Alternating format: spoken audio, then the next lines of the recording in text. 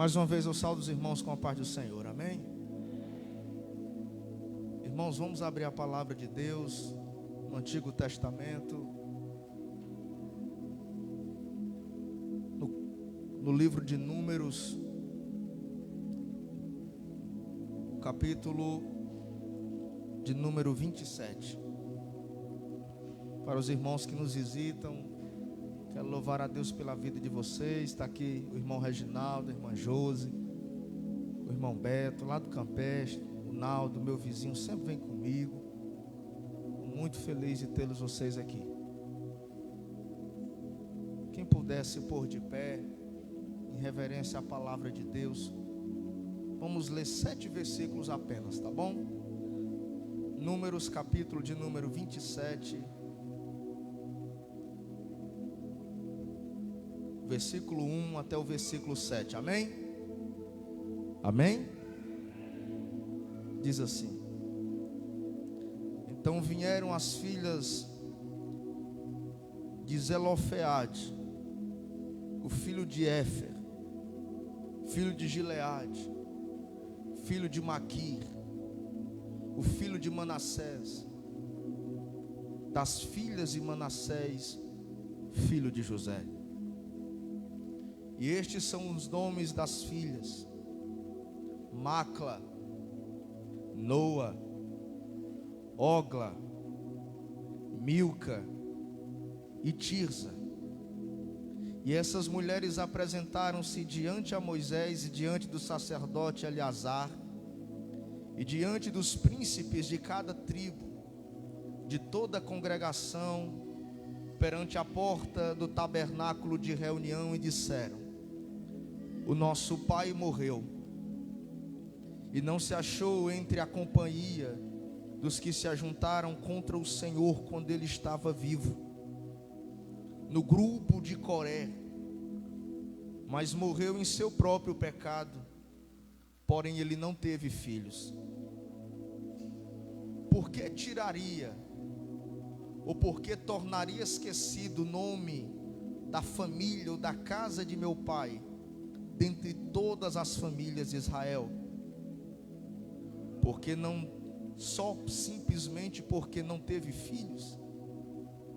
Moisés, dá-nos a possessão entre os irmãos de nossos pais. E Moisés levou a causa delas perante ao Senhor. E falou o Senhor a Moshe, ou a Moisés, e as filhas de Zelofeade falaram. E o Senhor falou a Moisés dizendo: As filhas de Zelofeade falaram que é justo, Moisés. Certamente tu darás a elas posses de herança entre os seus irmãos de seu pai, e farás passar a elas a herança do seu pai Zelofeade. Você pode sentar em nome de Jesus, glorificando o nome dele.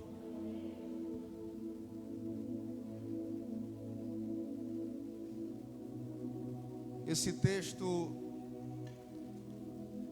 ora lido por nós, é um texto muito indagante nossa alma, nosso espírito, porque eu, particularmente falando, todas as vezes que eu leio um texto, eu vejo um nome diferente ou nomes na sequência do texto ali escrito, salta aos meus olhos, dando a me entender o espírito que nesse texto existe alguma coisa para que possa ser revelada para a igreja. Quando folheava esse texto agora à tarde, disse tinha o que diz o capítulo de número 23, 24, vai falar que antes de Balaque, o rei dos Moabitas, saberem que os israelitas estão próximos de suas terras, ele vai contratar Balaão para tentar lançar uma maldição, uma feitiçaria. O vidente Balaão está com a responsabilidade de transmitir algo de sua parte, o que está no coração de Balaque, para que possa retardar a bênção que está preparada para Israel. Sabemos que Balaão é contratado, dar-se uma paga a ele, muito bem pago por sinal, e diz que ele vai buscar orientação a Deus, ora daqui, ora dacolá, mas mesmo assim não consegue lançar palavra contrária ou palavra alguma sobre aquele povo, porque aquele povo já anda debaixo de uma palavra, e a palavra de Deus é: manda meu povo marchar, porque eu tenho um lugar preparado para o meu povo. Sabemos que Israel agora está em Sitim, e sabendo que não dá para amaldiçoar o povo de Deus, irmão Beto, me ajuda aí, Beto, por favor. Diz que o povo agora de Moabe vai usar de uma estratégia maquiavélica, não podendo amaldiçoar o povo por a parte de cima, porque Deus não amaldiçoa aquilo que já é abençoado. Diz que os moabitas têm uma ideia de colocarem mulheres para se deitar com os filhos de Israel, e essa estratégia até deu certo. Essa estratégia teve êxito, porque alguns dos filhos de Israel se corromperam pela sua carne. Alguns dos filhos de Israel morreram por causa de alguns deleites, por causa de alguns prazeres. Mas diz que Deus levantou um homem no meio do arraial e tirou a vida de alguém que pecava em meio ao arraial dos santos. E diz que Deus se agradou daquilo que aquele homem havia feito. Ou seja, o povo que caminhava com Deus, Deus dava a proteção da parte de cima, não existia palavra que pudesse alcançar, porque Deus guardava na parte de cima. Mas Deus também não privou o povo, ou não reteu a liberdade que Deus havia dado ao povo, de eles escolherem do que haveriam fazer, ou de onde haveriam de pisar.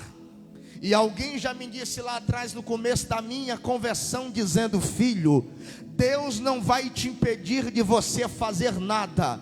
Deus não vai colocar a mão sobre os teus pés, sobre os teus olhos, sobre tua boca e tirar qualquer liberdade que você tem. Filho, pelo contrário, o Deus que tu se entregou agora, Ele te dá a verdadeira liberdade. Quando eu olho para a fase de Sitim, eu aprendo isso, que Deus nos guarda de maneira espiritual. A profecia de Balaão, a vontade de Balaque não prevalece, mas a maioria das vezes Deus vai deixar com que a minha vontade venha a ser cumprida, porque Ele nos deu a verdadeira liberdade. Eu queria que você tomasse posse dessa palavra essa noite. Deus nos dá a verdadeira liberdade. Tem palavras de maldição que os feiticeiros lançam, os opositores lançam, os de esquerdas também lançam. Ah, meu querido, mas se tem uma coisa que Deus está nos guardando, é do laço do passarinheiro. Mas não se engane, Ele ainda nos deu uma liberdade de escolha. Ele ainda nos deu um livre-arbítrio para escolher. O que cabe para nós aqui essa noite é aproveitar os livramentos que o Senhor tem nos dado. Quando nós nos aproximamos desse texto, diz que muitos dos filhos de Israel vão habitar em meio à terra de Moabe. É o que diz o capítulo de número 26. Se você quiser acompanhar, está na Bíblia aí escrita, no capítulo de número 26, no versículo de número 3, diz que falaram, pois, Moisés e Eleazar, o sacerdote, nas campinas de Moabe, junto ao Jordão, na altura ou nas proximidades de Jericó. O capítulo 26 de Números inicia-se dizendo que Deus vai contabilizar ou fazer uma nova contagem do povo. Diz que o povo peca, o povo se afasta de Deus, o povo se envolve com mulheres moabitas, o povo morre, o povo passa 40 anos no deserto morrendo por conta do pecado. O povo passa 40 anos no deserto, algumas vezes até serpentes abrasadoras ou venenosas picam o povo de Deus, e o povo de Deus também perece. Maldições vêm sobre o povo aparta-se de Deus, levanta-se Coré, Datã, Abirão, e mesmo assim Deus está com o povo. Diz também em algumas situações, tratando-se do momento de Coré, Datã e Abirão, diz que até a terra se abriu, engoliu aqueles que se rebelaram contra Deus. Mas quando chega no capítulo de número 26, diz que Deus vai contabilizar, vai fazer um censo no meio do seu povo.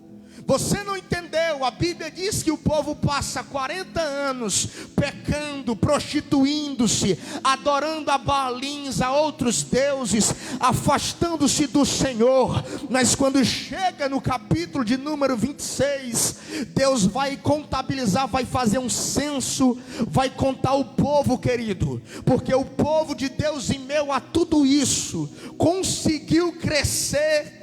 Embora o coração de muitos, Laimson, estivessem afastados de Deus. E quando meu Deus me disse isso, eu me alegrei. Por quê? Porque embora muitos não queiram estar próximos de Deus, alguns se aproximam, chegam mais perto do Pai. E para esses a qual a terra não devora, e esses a qual a serpente não pica e morre, Deus dá crescimento ao seu povo. E aqui vai uma palavra para teu coração essa noite. Deus vai fazer você crescer em meio a lugares onde muitos não conseguiram. Deus vai fazer você frutificar em meio a lugares onde muitos a raiz secou. Deus vai fazer você florescer em meio a uma terra que ainda não é o lugar onde Deus preparou para você. Em meio a lugares onde muitos ficam pelo caminho, em meio a lugares onde muitos desistem, Deus vai dar crescimento à tua casa. Deus vai dar crescimento espiritual para você. Deus vai fazer você florescer. Deus vai fazer você frutificar. Quem recebe essa palavra? Quem está entendendo o que eu estou pregando aqui? Deus vai fazer você crescer, vai brotar, vai frutificar, vai ter raiz, vai ter crescimento. Se você está entendendo o que eu estou pregando aqui essa noite, eu queria que você enchesse o seu pulmão de ar e desse o maior grito de glória a Deus que você puder, porque Deus está estendendo as tuas raízes.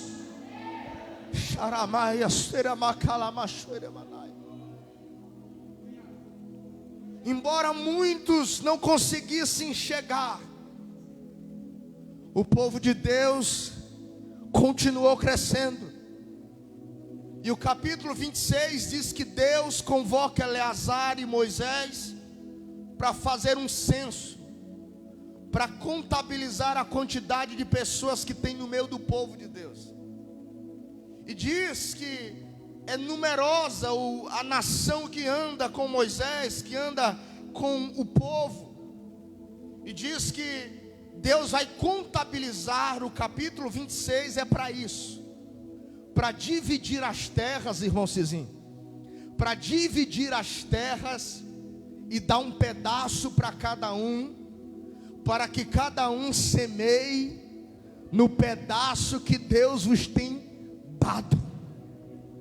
Diz que Deus faz o censo e diz quantas famílias tem, quanto de terra tem para dividir. Capítulo 26 é para isso, para dividir a terra e dar um pedaço de terra para cada um que é filho e que está vivo, para que possa semear a semente naquilo que Deus lhe dá. E eu sei que tem pessoas aqui que já receberam de Deus. E essa palavra, assim como Deus ministrou em minha vida, Deus também, tudo que Ele me dá, Ele dá para a igreja. Eu sei que tem pessoas aqui que já receberam, Beto. E Deus vai dar a semente certa, para o terreno certo, para o solo certo, para a terra certa. Deus faz o censo para contabilizar o seu povo, para dar a herdade, a herança para cada um. Porque quem é filho de Deus tem herança vindo da mão do Pai, tem propriedade vinda sendo preparada da mão do Pai, tem particularidade vindo da mão do Pai para a tua vida. Eu creio no que eu estou pregando aqui essa noite. Ele já nos deu a semente do Evangelho, Ele já nos deu a semente da verdade. Essa noite é noite que Ele está preparando o teu coração, e você tem que entender que é esse coração que Ele te deu. Ele está lançando a semente agora, Ele está dizendo: é teu, essa família é tua, o trabalho é teu, a igreja é tua, o pastor é teu, ei, essa família é tua, ei, esse emprego, essa vizinhança, essa parentela é tua, é a terra em que Deus te deu para tu semear a boa semente. Então abre a boca e tem lugar no meio da tua casa, prega o evangelho no meio da tua casa. É a herdade que teu pai preparou desde a fundação do mundo.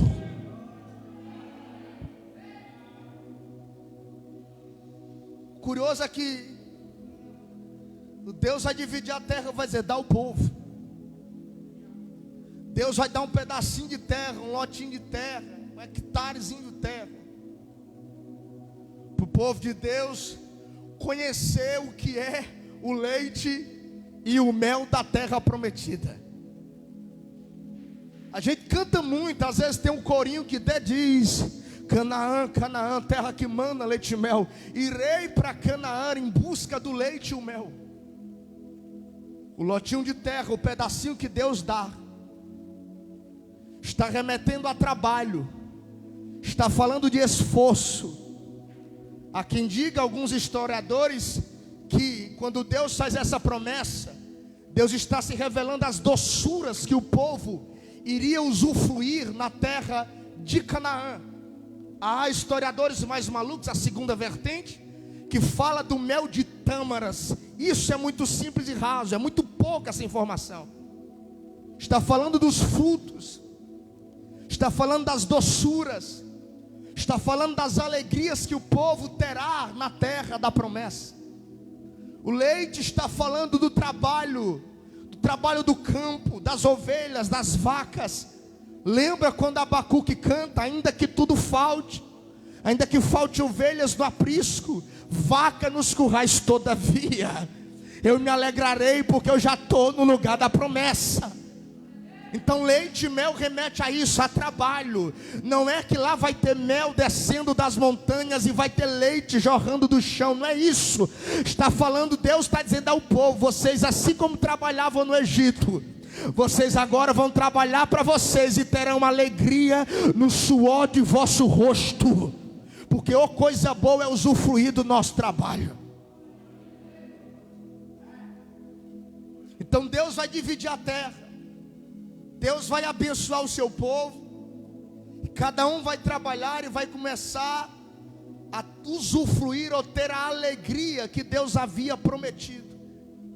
E quando nós chegamos no capítulo de número 27, diz que as terras já foram divididas, diz que muitos que ali estão já receberam seus lotes. No versículo de número 57 até o 65, fala da divisão também dos levitas. No versículo 65 do capítulo 26, fala um pouco do resultado de ser fiel a Deus. Diga-se comigo: boa coisa é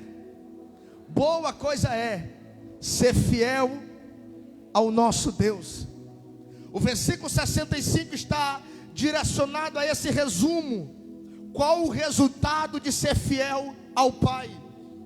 O versículo 65 diz: porque o Senhor dissera deles, ou todos eles morrerão no deserto, e nenhum deles ficou vivo, senão Calebe, sua casa, o filho de Jefoné, e Josué, o filho de Num. Está falando que toda uma geração sucumbiu, pereceu, ficou pelo caminho. Mas houve uma minoria que guardou, perseverou o seu coração e alegrou-se em Deus, como diz a palavra no livro de Números, capítulo de número 13. Diz que no coração de Caleb e Josué houve um outro espírito. Versículos antes não diz que a nação, ou os 10 espias, aqueles que murmuravam, desacreditaram de Moisés, não está dizendo que eles tiveram um espírito, não está dizendo. Mas quando se trata de Josué e Caleb, diz que eles tiveram outro. Dá-se a entender que a primeira classe de pessoas, os pessimistas, aqueles que baixaram a cabeça, aqueles que não acreditaram na promessa, tiveram um espírito diferente. Qual é esse segundo espírito que entrou no coração de Caleb e Josué, pastor? É o espírito que nos dá um ânimo novo, é o espírito que nos faz olhar para o gigante, embora ele seja até maior do que nós, a gente diz, ele está até na terra que Deus já me prometeu, ele está até em Canaã, ele pode ser até maior do que eu, mas eu creio que Deus também pode ter colocado ele lá, para preparar a terra, para que eu possa tomar posse dela. Então esse outro espírito é aquele que entra dentro de você, e você acorda às vezes pela manhã, não pensa, nem tem expectativa alguma, como é que vai ser seu dia? Ah, meu querido, esse espírito, ele entra dentro de você, ele entra dentro de mim, e a gente levanta da rede, a gente levanta da cama, e a gente não se sente, parece que tem algo maior dentro de nós. Que espírito é esse? É o espírito, é o consolador da humanidade, é o amigo do noivo, é aquele que intercede por nós, é aquele que dá o sopro de vida, é o que vem com revestimento de poder. Ele está aqui essa noite. Quem está sentindo a presença desse espírito aqui, o espírito que habitou em Caleb, o espírito que habitou em Josué, ele vai te levar até a promessa.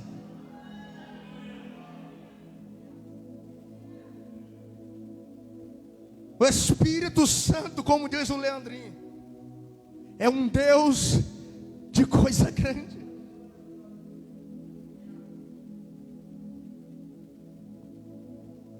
A lei mosaica dizia, a lei de Israel, que Moisés, quando escreve os mandamentos, os princípios, os preceitos, ele já tem aprendido lá no Egito, estudando-se o código de Hammurabi. O código de Hammurabi, como disse aqui algumas vezes, era o que regia as leis, os princípios do Egito. Quando ele veio estabelecer os princípios dados por Deus, Deus está dizendo: Moisés, quem vai estabelecer os meus princípios sobre o meu povo sou eu. Eu não vou anular o que tu aprendeu lá atrás, mas se tratando de cuidar do meu povo, escreve aí, Moisés, porque o povo é meu. E diz que ele vai escrever alguns preceitos. Quando nós estudamos agora, na época que Jesus vai vir ao mundo, se tratando de Novo Testamento, não existe mais 10, mas 613. Os judeus conseguiram arrancar de dentro da verdade coisas que indagaram nos seus próprios objetivos. E a palavra de Deus, a regra específica da hermenêutica, vai dizer que para a Bíblia não tem R's, S's, hífens e mais qualquer outra coisa, não.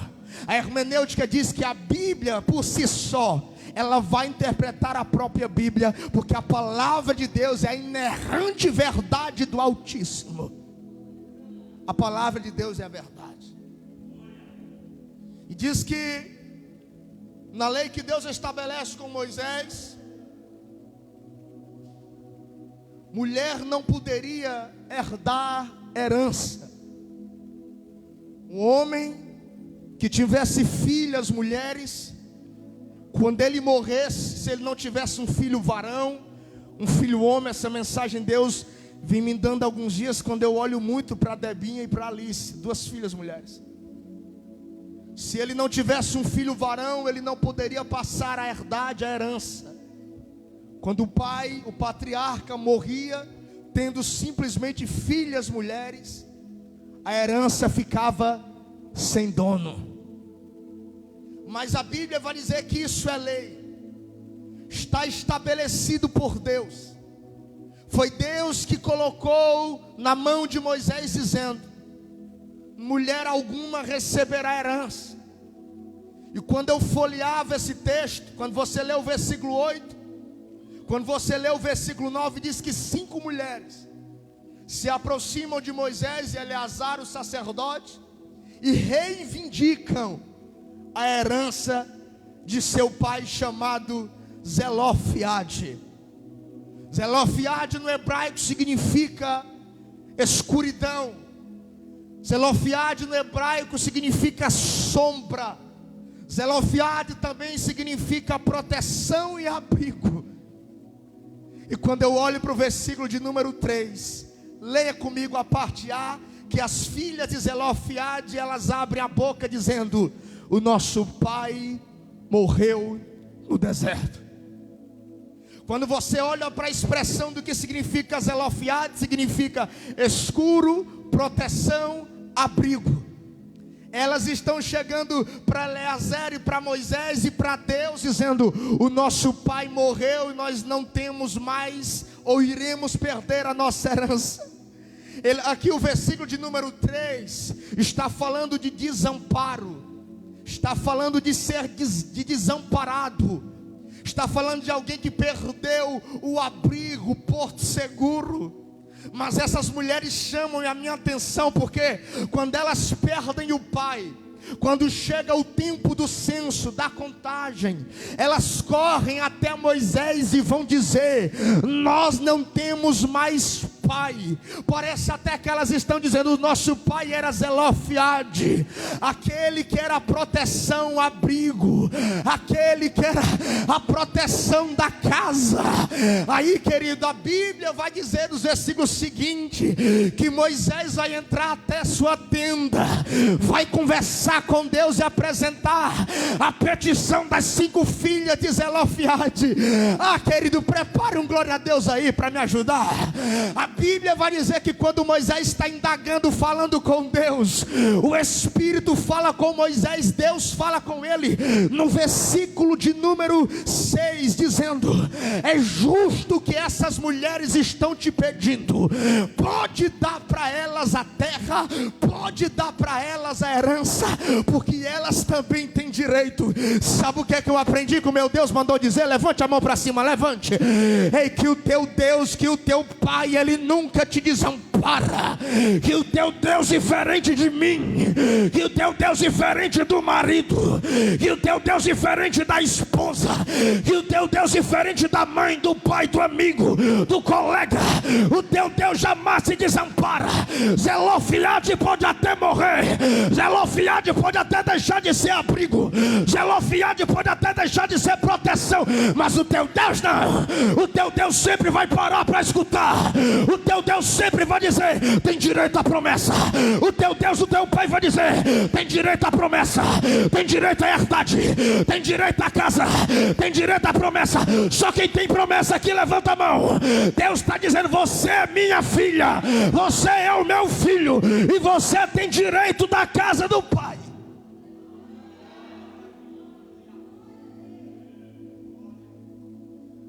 Zelofeade pode fechar os olhos,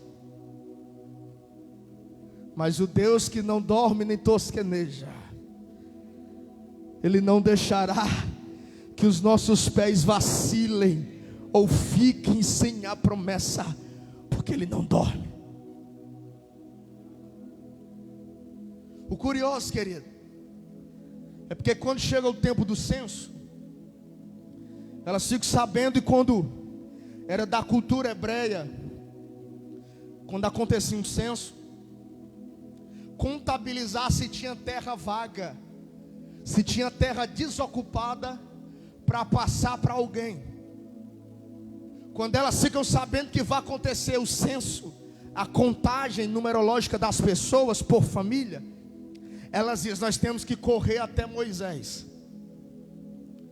O interessante, escuta isso, é que elas estão fora do ciclo, porque o pai morreu, e mulher na época sem a figura do pai, se não fosse casada, ela teria que mendigar a ajuda de alguém próximo, teria que vender o seu próprio corpo, ou teria que mendigar às margens do caminho. O curioso é que quando o censo está para acontecer, e elas estão sabendo que vão perder a terra que é de seu pai, que é herança sua, elas estão fora do ciclo daquele povo. Elas se aproximam de Moisés, estão aqui, se aproximam de Moshe, de Moisés. Segundo passo, Moisés faz algo mais tremendo da lã. Moisés dá passos e entra dentro de sua tenda. E na tenda ele escuta Deus falar na parte de dentro. E agora Moisés volta para a parte de fora com a resposta. Então tem pessoas aqui que precisam ouvir essa palavra. A tua resposta não está lá fora. A tua resposta não está lá no mundo. A tua resposta não está no Face, na internet, no Instagram, no WhatsApp. A tua resposta não está na cadeira de balanço da esquina. A tua resposta não está na rodinha de fofoca do trabalho. A tua resposta está no secreto, no oculto, no escondido, no altar da intimidade. A resposta vai vir de dentro para fora. A resposta não vai vir de fora para dentro. Quem está entendendo o que eu estou pregando aqui essa noite? A resposta de Deus vai vir de dentro de você, pela intimidade que você tem com Ele. Temos que nos aproximar. Moisés escuta, vai e leva para dentro, e de dentro leva para fora. Só Deus faz isso. Elas estão brigando pela herança. Elas estão dizendo: nós nos unimos e nós não abrimos mão da herança. Nós não abrimos ou arredamos o pé pelaquilo que nosso pai construiu com tanto esforço.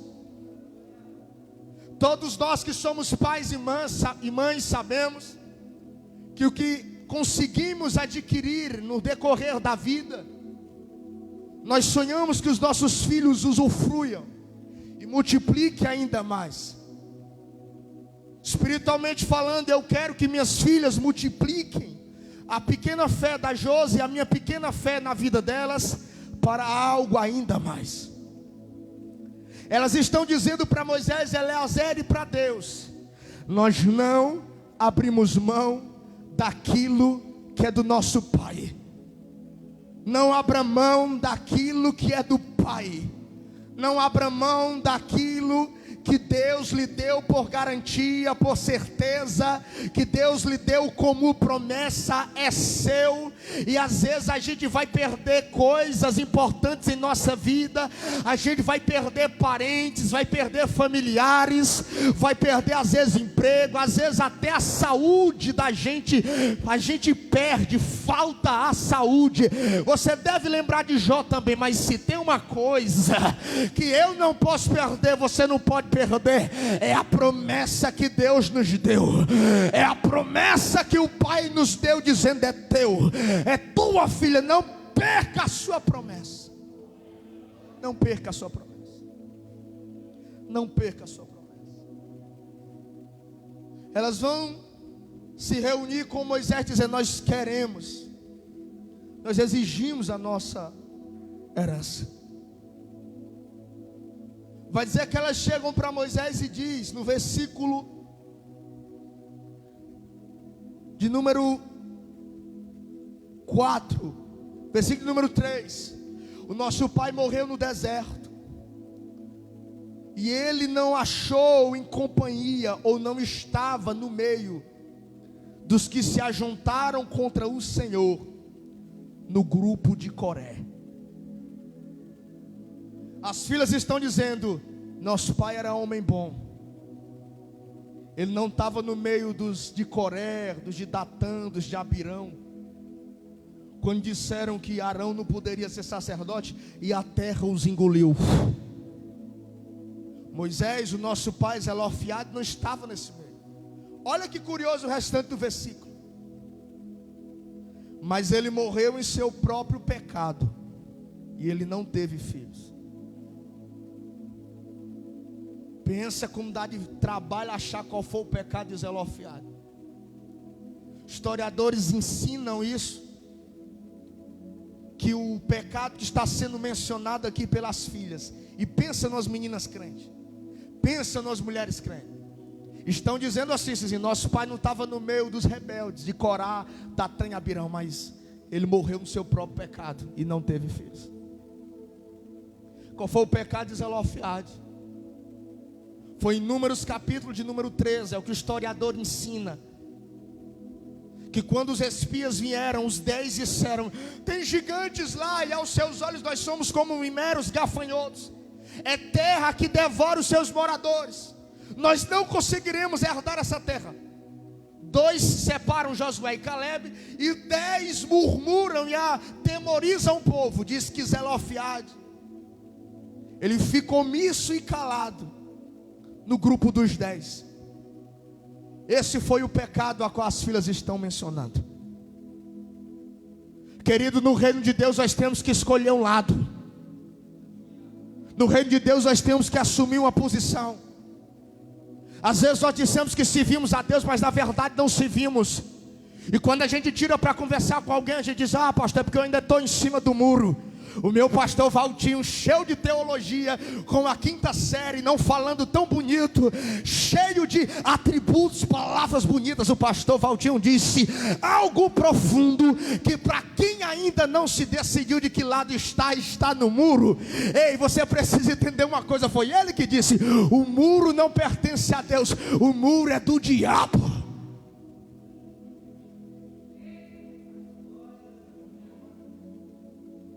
O nosso Deus é Deus de coisa plana. O nosso Deus é Deus de coisa reta. Quem criou o muro é o diabo. Quem criou divisão foi o diabo. Quem cria empecilho é o diabo. Ei, você tem que entender essa noite: Deus está te chamando para a geração de Caleb. Deus está te chamando para a geração de Josué. Você não pertence à geração dos pessimistas. Você pertence à geração que tem o Espírito Santo. Não seja omisso na sua caminhada cristã. Tem gente que tem vergonha de dizer que é crente. Tem gente que a gente apareceu na rua. Essa máscara agora tem salvado algumas pessoas. Meu Deus do céu, ele não dá a paz do Senhor. Alguns até dizem: é porque eu não escutei. Querido, a máscara é na boca, é no nariz, não é no ouvido. É escolha um lado, pelo amor de Deus. Não peque como Zelofehade. Não seja omisso. Omissão é pecado. Tiago, quando está escrevendo sua carta, ele diz no capítulo 4, versículo de número 17: aquele que sabe o que fazer e não faz, aquele que se omite, aquele que é omisso. Tiago 4,17: aquele que sabe fazer o que não faz, aquele que sabe o que deve fazer e não faz, que é omisso, esse cometeu o pecado. Não podemos ser omissos. Essas 5 mulheres chegam para Moisés dizendo: nosso pai até errou. E foi aqui que Deus falou comigo. Elas estão dizendo: meu pai, nosso pai até errou,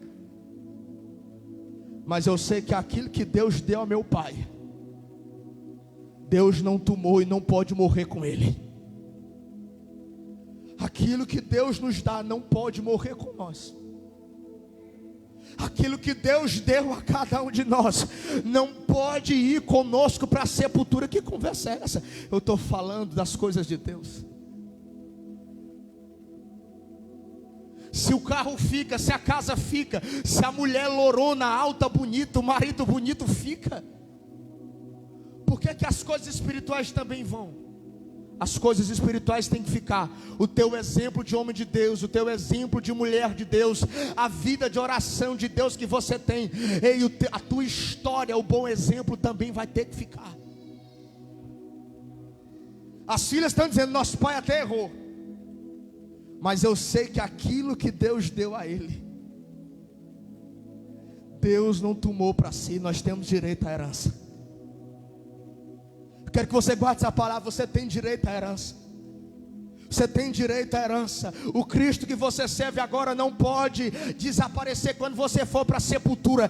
Você tem que falar ainda depois de morto. Você lembra quando Abel é morto pelo seu irmão Caim?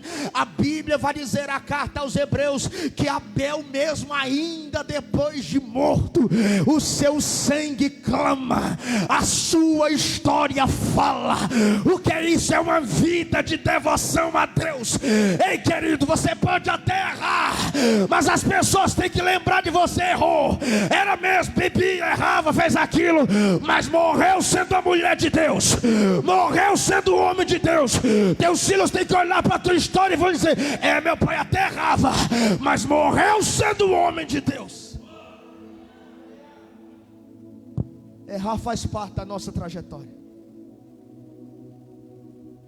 mas a nossa história, a nossa fidelidade a Deus vai falar mais alto. Essas 5 mulheres chegam para ele e argumentam, falando, nós expressamos, nós exigimos a nossa herança. E nós vamos falar aqui sobre os 5 nomes das 5 filhas de Zelofeade. A primeira filha que aparece no versículo de número 1, por favor, você que está com a Bíblia aberta na mão. A primeira filha a ir até Moisés, a Eleazar, e indagar, exigir a herdade, é Macla. Diga comigo, Macla. Macla. E Macla no hebraico significa confiança. Confiança. Macla significa confiança. Existe um pregador americano muito conhecido em nossa geração, chamado Mike Murdock. Mike Murdock já disse que o segredo da vida não está em ser confiante, mas sim em saber em quem nós estamos confiando. Macla, a primeira filha de Zelofeade, significa Macla, confiança, aquela que é confiante. Mike Murdock diz que o segredo da vida não está em ser confiante apenas, mas saber em quem nós estamos confiando. Sabe por que Macla está chegando até Moisés? Você vai entender agora. Porque uma mulher desacompanhada de seu marido, quando ia para falar em meio a um arraial, exigir alguma coisa, ela corria o risco de ser apedrejada ali naquele lugar. Se reúnem as 5 e vão até Moisés e Eleazar, até o arraial ali, exigir a herdade. Elas estão dizendo, eu não estou mais temendo a morte, o que me importa é a herança que meu pai me prometeu. Então, querido, não temas, não atemorize o teu coração. O que importa para a vida daquele que é filho de Deus e filha de Deus é a terra que Deus já nos prometeu. Não temas simplesmente. Quando Jesus vai subir para os céus, em João capítulo de número 14, ele chega para os discípulos e diz, olha, não vos atemorize, não temas, não turbe o vosso coração. Credes em Deus, eu Jesus, credes também em mim, credes no Pai. Ei, credes que para onde eu vou tem muitas moradas, e eu vou preparar-vos lugar, e eu vou e vos voltarei outra vez. Para onde eu esteja eu vos levarei, para que vocês estejais comigo para sempre. Ei, não temas, não temas. Quando as filhas de Zelofeade se ajuntam, elas estão correndo o risco de morte, mas elas estão dizendo, nós queremos o lugar onde o nosso pai nos deu por herança. Nós não abrimos mão da promessa que o nosso pai nos prometeu como herança. O céu é bem melhor para você. O céu é o lugar preparado para aquele que é filho de Deus. O céu é o lugar onde nós deveremos estar na eternidade. Confiança, Macla. Macla significa aquela que confia, o que tem confiança. O segredo não está em ser confiante, mas em quem nós confiamos. Confia no teu marido, confia simplesmente na tua esposa, confia no pastor, misericórdia. O segredo não está em ser confiante, mas em quem você confia. segredo está em que nós estamos depositando a nossa confiança. O Salmo 125, do 1 ao 5, é muito conhecido, diz: os que confiam no Senhor serão como os montes, ou como o monte de Sião, que não se abala, mas permanece para sempre. Assim como estão os montes ao redor de Jerusalém, versículo de número 3. Assim como estão os montes ao redor de Jerusalém, assim o Senhor também está em volta de seu povo, desde agora e para sempre. Ó Senhor, faz bem a todos os homens que são justos, e aos que são retos de coração. Versículo 5 de Salmo 125. Quanto àqueles que se desviam, que se apartam para os seus caminhos tortuosos, leva o Senhor. Aqueles que praticam a maldade, leva-os, ó Senhor. E haja paz sobre a nossa nação, e haja paz em meio à nação. Querido, o salmista está dizendo que aquele que confia no Senhor, ele não é abalado, ele permanece firme. Está dizendo de maneira bem enfática, Lucas, é o que confia. Não é aquele que vem para o culto, não é aquele que canta o corinho, que roda, que dá aleluia, que dá glória a Deus, que fala em língua. Não, é o que confia. Pergunta ao irmão, não mandei nenhuma vez, pergunta o irmão que está do lado, pergunta: tu confia em Deus mesmo? Pergunta a ele, só mandei essa vez. Tu confia em Deus mesmo? Os que confiam no Senhor.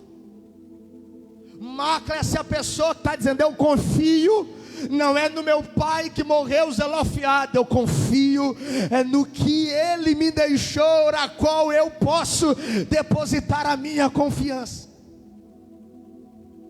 Macla está falando de confiança.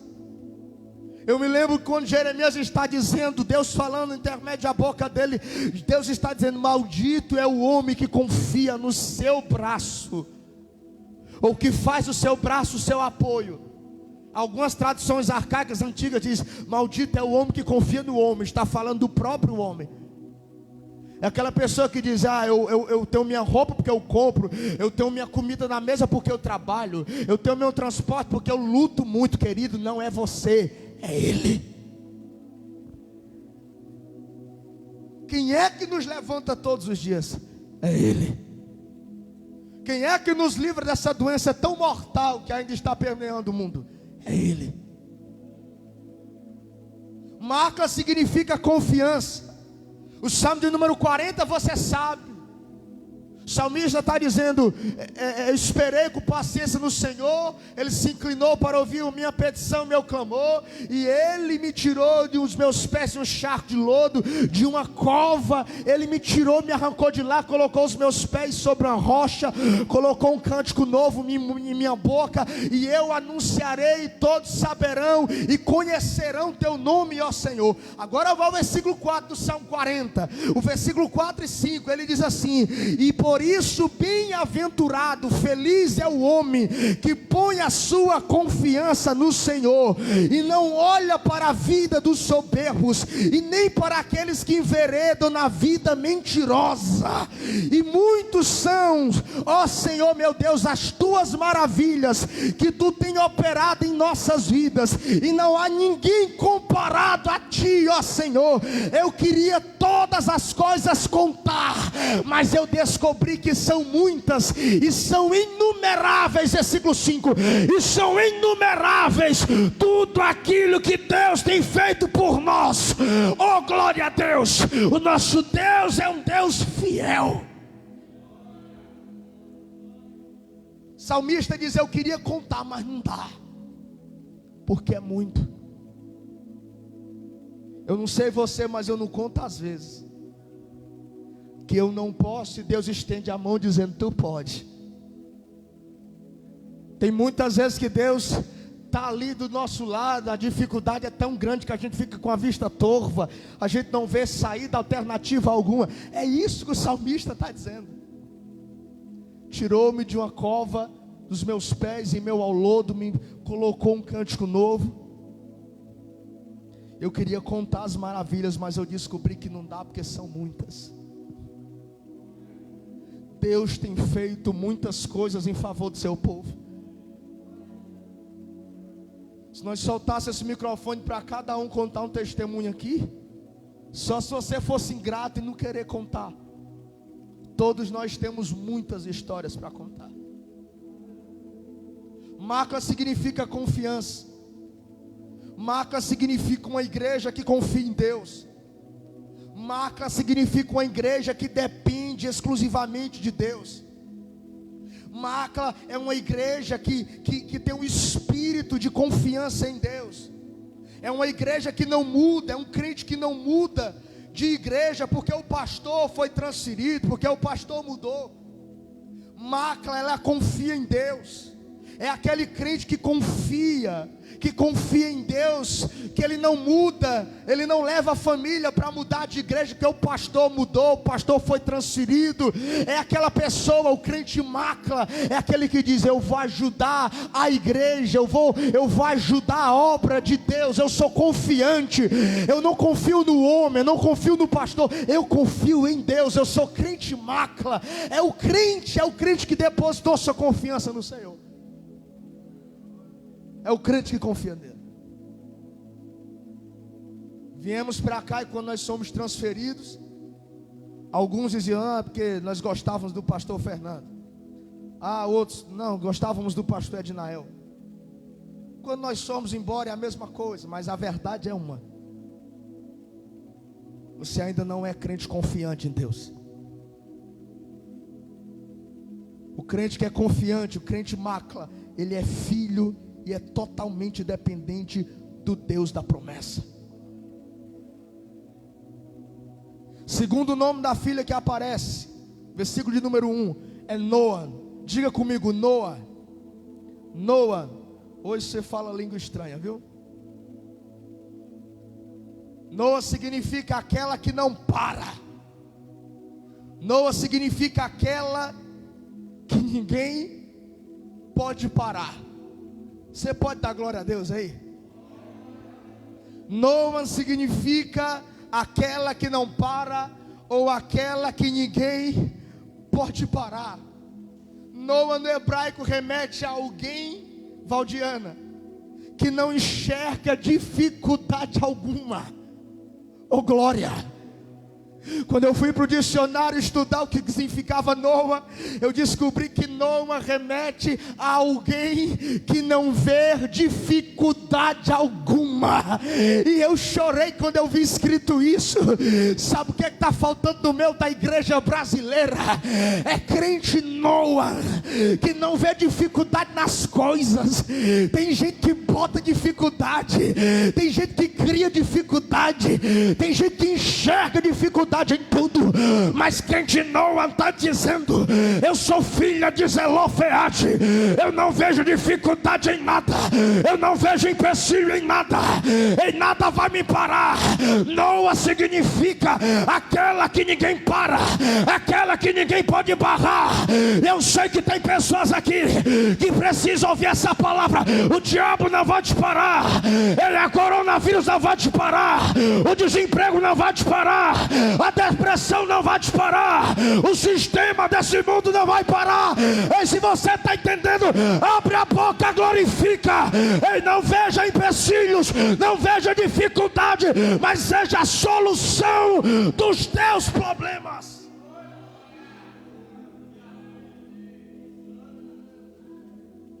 Cutuca essa pessoa do lado, olha para ele, faça raiva a ele assim: não me atrapalhe, pelo amor de Deus. Se for para tua mulher, tu está lascado. Segunda filha de Zelofeade significa Noa. É aquela pessoa que não enxerga dificuldade de nada.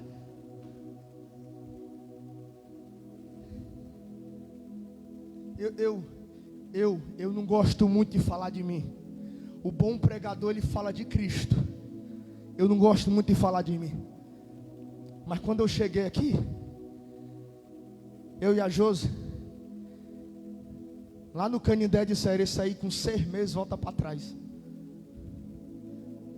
E se Beltrano, fulano, ficou na cirandinha um pouco tempo, esse baixinho aí, só tem cabeça, vai voltar para trás.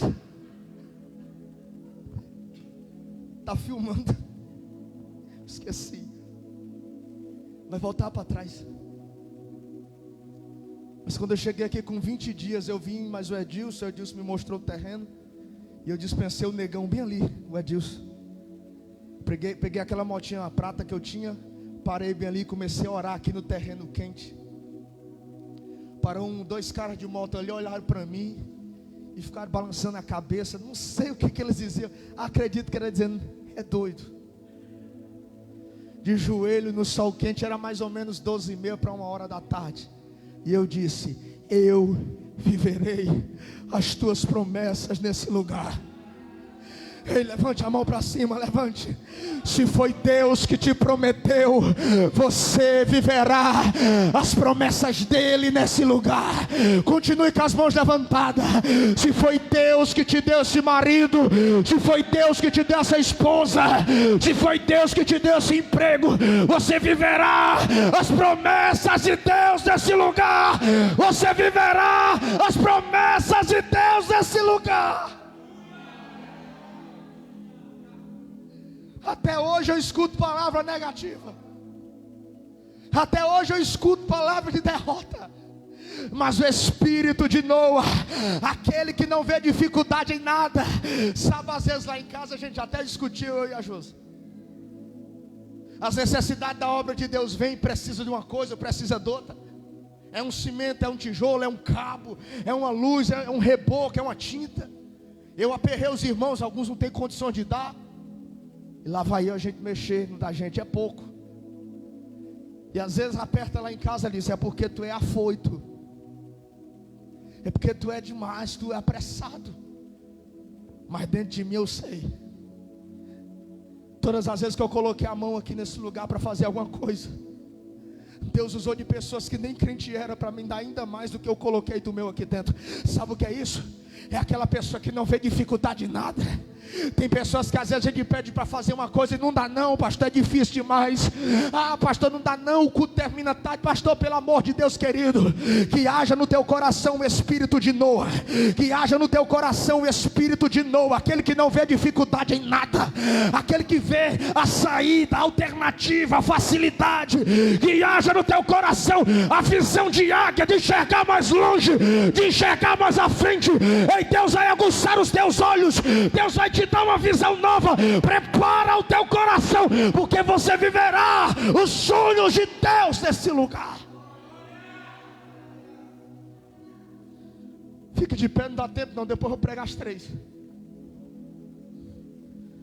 Ah, Espírito Santo, que haja no nosso coração espírito de confiança. Que haja no nosso coração toda visão de dificuldade, toda visão de criar dificuldade. Ah, querido, não significa aquela que não vê dificuldade em nada. Quando teu marido chegar para um projeto para você, filha, antes de dar a resposta na lata, pode ser ter um projeto besta. Que homem tem projeto besta. Nós homens fazemos uns projetos mesmo que só Deus para acreditar em nós. Quer um exemplo? Noé chega para a esposa, e é curioso que não aparece nem o nome da esposa de Noé. Eu acho que é justamente que ela pensava, não vai dar certo esse negócio, meu nome não está na história. Querida, mas quando teu marido chegar com um projeto que seja absurdo, antes de você desacreditar, dar uma palavra de derrota, diz, eu vou orar primeiro. Encoraje. Não coloque dificuldade. Também não comungue com loucura, porque você foi chamada para ser a disjuntora, a sábia, a que está ali do lado, apoiando. Mas tenha visão. Não crie dificuldade, não coloque dificuldade. Tenha coragem. Seja confiante. Essas mulheres chegaram para Moisés e para Eleazar dizendo, é nosso. Fecha os teus olhos e fecha a mão direita. Fecha os teus olhos, curva a tua cabeça e fecha a mão direita assim. Diga assim comigo, é meu. Diga, é meu. É nosso, é nosso, é teu, receba aí. Eu não sei o que é, só você sabe que você está precisando. É seu, receba. Zelofehad pode morrer, Zelofehad pode descer à sepultura, Zelofehad pode desaparecer, mas você tem um Deus que cumprirá todas as promessas. Tenha visão, não crie dificuldade. Não veja, não crie dificuldade das coisas.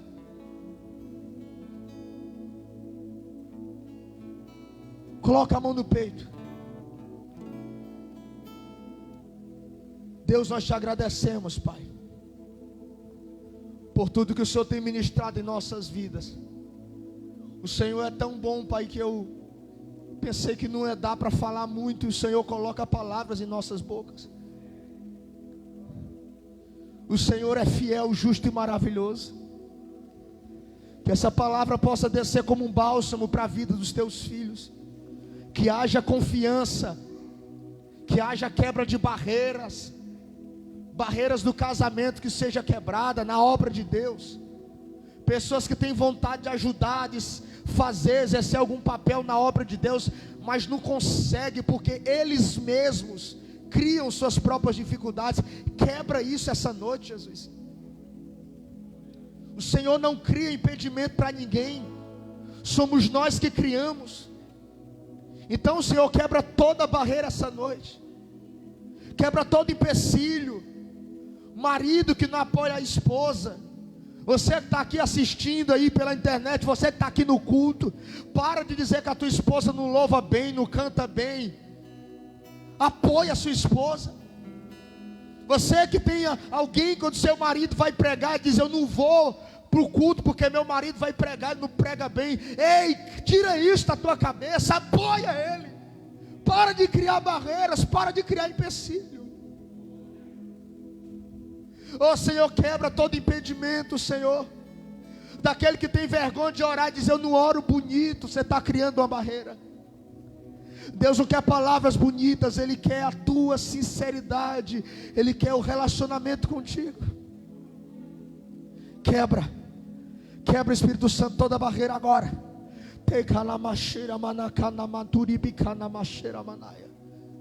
Leva-nos para casa, Senhor, em paz, em segurança, debaixo de tuas asas.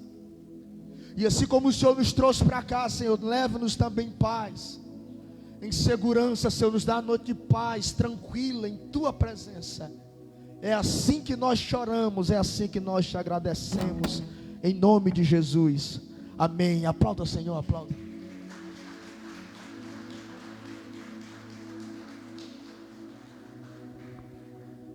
Irmãos, domingo é o nosso culto do Dia dos Pais.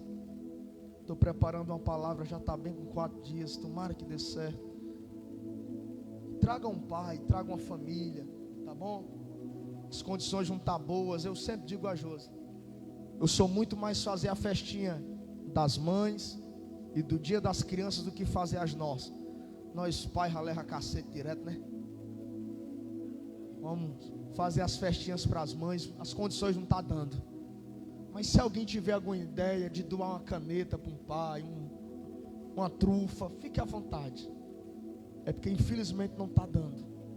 Mas domingo será o culto direcionado ao Dia dos Pais, tá bom? Convide alguém para vir e será uma bênção em nome de Jesus, amém? Tem cantina ali, abençoa o nosso lanche na saída, tá certo? Que a graça do Senhor Jesus, o amor de Deus, nosso Pai, a comunhão, as consolações, o poder do Espírito Santo de Deus seja com todo o povo do Senhor. Se você crê como eu creio, diga assim comigo, ó. Amém! Salda aí teu irmão com a paz do Senhor.